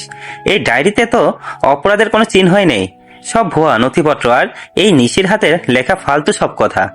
আসল ডায়েরিটা কোথায়? তুই কি আমাকে ধোকা দিচ্ছিস? চেয়ারম্যানের মেয়ে তোকে ঘোল খাইয়ে ছেড়েছে, আর তুই বোকার মতো এটা নিয়ে পালিয়ে এসেছিস। স্যার, আমি তো ওটা নিশি আপার ঘরের গোপন ড্রয়ার থেকেই নিয়েছে। নিশি আপা এটা ডুপ্লিকেট বানিয়ে রেখেছিল, আমি বুঝতে পারিনি। স্যার, আমাকে একটা সুযোগ দিন, আমি এখনই গিয়ে আসলটা নিয়ে আসছি। সেই সুযোগ আর পাবেন না রতন। আসল ডায়েরি এখন পুলিশের কাছে যাওয়ার অপেক্ষায়। সাকলাইন সাহেব, আপনার খেলা শেষ। চেয়ারম্যান সাহেবকে মারার চেষ্টা আর তার গোদামে হামলা, সবকিছু প্রমাণ এখন আমাদের হাতে। আপনি ভেবেছিলেন চেয়ারম্যানের মেয়েকে দুর্বল দাবার গুটি বানাবেন? বড় ভুল করেছিলেন। অয়ন আর নিশিকে দেখে সাকলাইন চৌধুরী তার ড্রয়ার থেকে রিভলভার বের করার চেষ্টা করতেই অয়ন তার উপর বাঘের মতো ঝাঁপিয়ে পড়ে। দুজনের মধ্যে প্রচন্ড ধস্তাধস্তি শুরু হয়। নিশি চিৎকার করে অয়নকে সাবধান করছিল। রতন পাশ থেকে ছুরি নিয়ে এগোতেই নিশি তার হাতের উপর ভারী একটা ফুলদানি দিয়ে সজোরে আঘাত করে। রতন, তো সাহস তো কম না। যে বাড়িতে নুন খেয়েছিস সেই বাড়ির মালিকের ওপরে ছুরি চালাস? তোর মতো বেঈমানদের জায়গা জেলখানায়। অয়ন, তুই সাবধানে থাক, ওর হাতে পিস্তল আছে, তুই সরে আয়। নিশি, আপনি দূরে সরুন। সাকলাইন, আপনি নিজেকে অনেক বড় রাজনৈতিক নেতা মনে করেন তো? আজ সাধারণ মানুষের কাছে আপনার মুখোশ খুলে যাবে। এই যে আসল ডায়েরির কপি আমার কাছে, আপনার সব মাদকের ব্যবসা আর খুনের হিসেব এখানে নথিবদ্ধ আছে। অয়ন সাকলাইনের হাত মুচড়ে পিস্তলটা কেড়ে নেয় এবং তাকে দেয়ালেতে চেপে ধরে। সাকলাইনের লোকগুলো ছুটে আসতে না আসতেই বাইরে পুলিশের সাইরেন বেজে ওঠে। অয়ন আগে থেকে বুদ্ধি করে পুলিশকে খবর দিয়ে রেখেছে। পুলিশ এসে সাকলাইন আর রতনকে হাতকড়া পরায়। অয়ন, তুই পারলি, তুই সত্যিই পেরেছিস রে। এই ভয়ঙ্কর মানুষগুলোকে তুই একাই সামলে নিলি। ধস্তাধস্তির সময় কোথাও কেটে গেছে। এদিকে আয় তো, আমি একটু মুছে দেই। আপনি এতটা অবাক হচ্ছেন কেন নিশি? আমি তো বলেছিলাম আপনাকে রক্ষা করা আমার কর্তব্য। রক্ত তো সামান্য ব্যাপার। আপনার এই জয় দেখার জন্য আমি সব করতে পারি, কিন্তু এখন আপনি কি আমাকে সত্যি মন থেকে মেনে নেবেন, নাকি বিপদ কেটে গেলে আবার সে আগের মতো আমার সাথে খারাপ ব্যবহার করবেন? তুই একটা আস্ত পাগল অয়ন। এই বিপদের মাঝেও তুই এইসব কথা ভাবছিস? আমি তোকে ঘৃণা করতাম কারণ আমি তোকে চিনতে পারিনি, কিন্তু আজ তুই যে সাহসিকতার দেখালি তাতে আমি নিজেকে তোর চরণে সঁপে দিতেও দ্বিধাবোধ করব না। তুই আমার স্বামী না হলে হয়তো আমি আজ বেঁচেও থাকতাম না। নিশি, আপনার চোখেই প্রথম মায়া দেখতে পাচ্ছি। এই মায়ার জন্যই তো আমি এত অপমান আর কষ্ট সহ্য করলাম। শুনুন, আপনার বাবা এখন হাসপাতালে সুস্থ হয়ে উঠবেন। আমরা ওনাকে সব বলবো। উনি হয়তো আমাদের সম্পর্কটা এবার সুন্দর করে মেনে নেবেন। মেনে না নিয়ে ওনার উপায় নেই। আমি যে তোর মায়ায় পড়ে গেছি অয়ন, সেটা তো এখন পুরো দুনিয়া জেনে যাবে। তুই আমার সিনিয়র বউ হওয়ার শখ মিটিয়ে আজ আমার হৃদয়ের রাজা হয়ে গেছিস। অয়ন আলতো করে নিশির কপালে নিজের মাথা ছোঁয়। বৃষ্টির শীতল হাওয়ায় তাদের চারপাশের পরিবেশটা এখন আর উত্তপ্ত নয়, বরং এক শান্ত রোমান্টিকতায় ভরে উঠল। নিশি অয়নের হাতটা শক্ত করে ধরলো, যা সে আর কোনোদিন ছাড়বে না। কয়েকদিন হাসপাতালে জমে মানুষের লড়াই করার পর চেয়ারম্যান সাহেব এখন অনেকটাই সুস্থ। জ্ঞান ফেরার পর তিনি খবর শুনেছেন সাকলাইন আর রতন এখন জেলে। অয়ন আর নিশি এখন ওনার কেবিনেই দাঁড়িয়ে আছে। চেয়ারম্যানের চোখে আজ এক অদ্ভুত বিষণ্ণতা আর অনুশোচনা। অয়ন, তুমি এদিকে আসো। বাবা, আমার খুব লজ্জা লাগছে তোমার সামনে মুখ তুলে তাকাতে।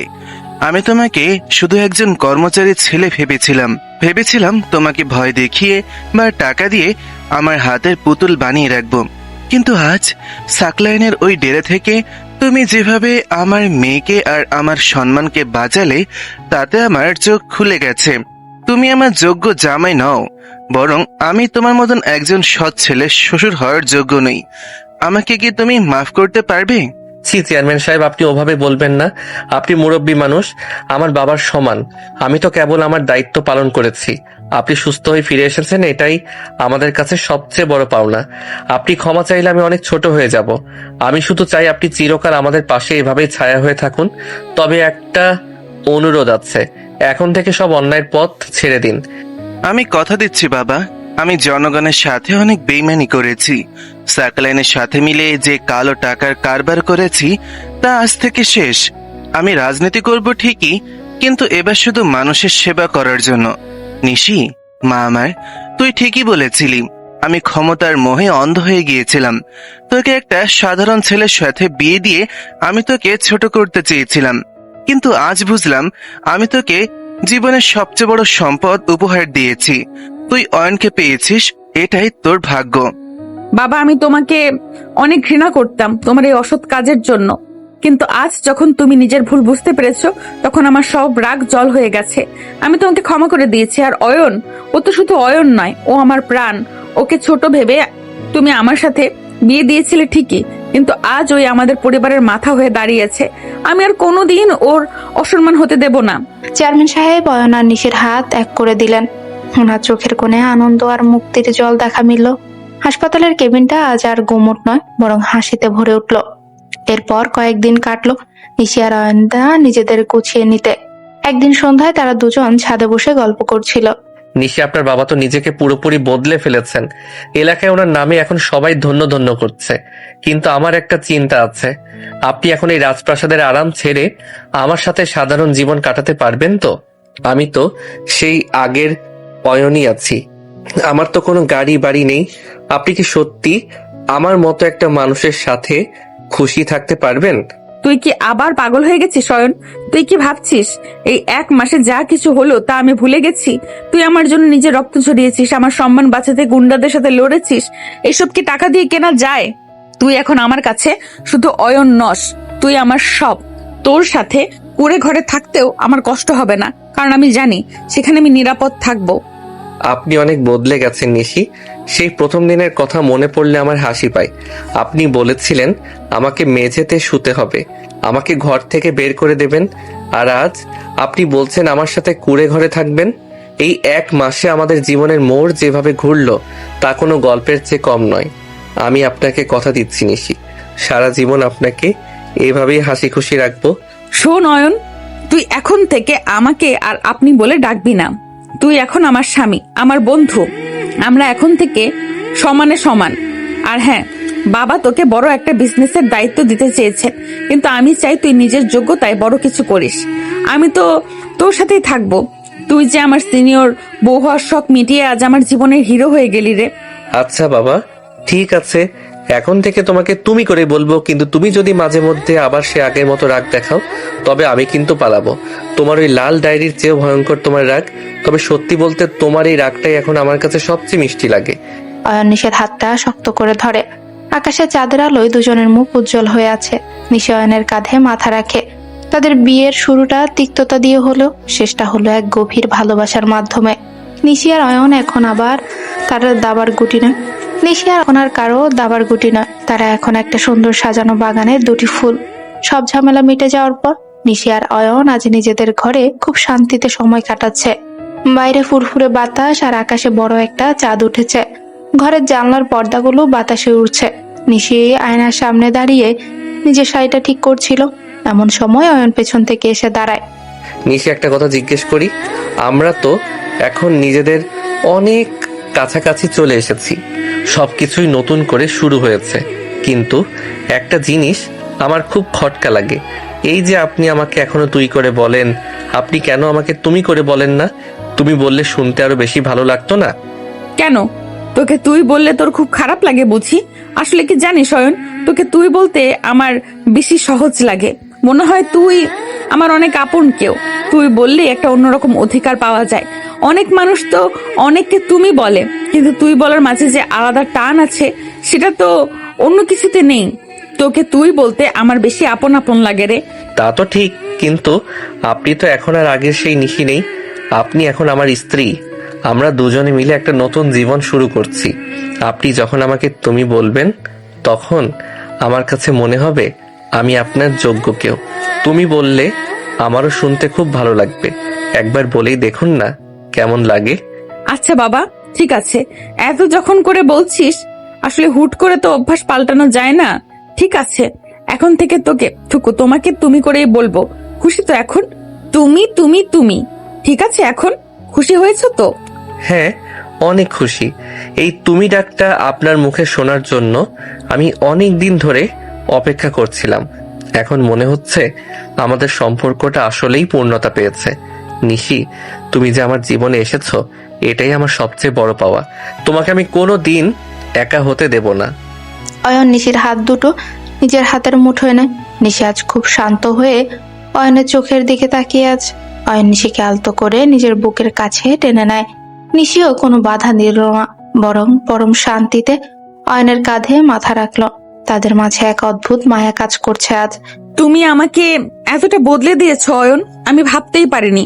আমি তো এক সময় নিজেকে নিয়েই ব্যস্ত থাকতাম, কিন্তু তুমি আমাকে শিখিয়েছো মানুষের পাশে থাকা আর কাউকে নিঃস্বার্থভাবে ভালোবাসা। তুমি জানো, আজ যখন তুমি আমাকে এভাবে ধরে আছো, আমার মনে হচ্ছে পৃথিবীর সব সুখ আমার কাছে চলে এসেছে। আমাকে কোনোদিন ফেলে যাবে না তো? পাগল নাকি? তোমাকে ছাড়া আমি থাকবো কিভাবে? তুমি আমার জীবনের সব। আজ থেকে আমাদের এই নতুন পথ চলা শুরু হলো। কোনো ঝগড়া নেই, কোনো মান অভিমান নেই, শুধু আমরা দুজন আর আমাদের এই ছোট্ট পৃথিবী। তোমাকে আমি সারা জীবন এভাবে আগলে রাখবো নিশি। তুমি শুধু আমার পাশে থেকো। আমি কথা দিচ্ছি অয়ন, এখন থেকে আমি শুধু তোমার। তুমি যেভাবে চাইবে সেভাবেই হবে। আমরা দুজন মিলে সব বাধা পার করে দেব। তুমি তো আমার হিরো। আমার সিনিয়র বউ হওয়ার শখ তো তুমি অনেক আগেই মিটিয়ে দিয়েছো। এখন আমি শুধু তোমার আদরে বউ হয়ে থাকতে চাই। অনেক ভালোবাসি তোমাকে। আমিও তোমাকে অনেক ভালোবাসি নিশি। তোমার এই হাসিটা যেন সব সময় থাকে। অয়ন নিশির কপালে মায়ার সাথে একটা চুমু খেলো। নিশি অয়নকে আরো শক্ত করে জড়িয়ে ধরলো। জানলার ওপাশে আকাশের চাঁদ যেন তাদের এই ভালোবাসার সাক্ষী হয়ে রইল। এক কঠিন লড়াই আর রহস্যের পর তারা দুজনে এক সুন্দর আর শান্তিময় জীবনের পথে যাত্রা শুরু করলো।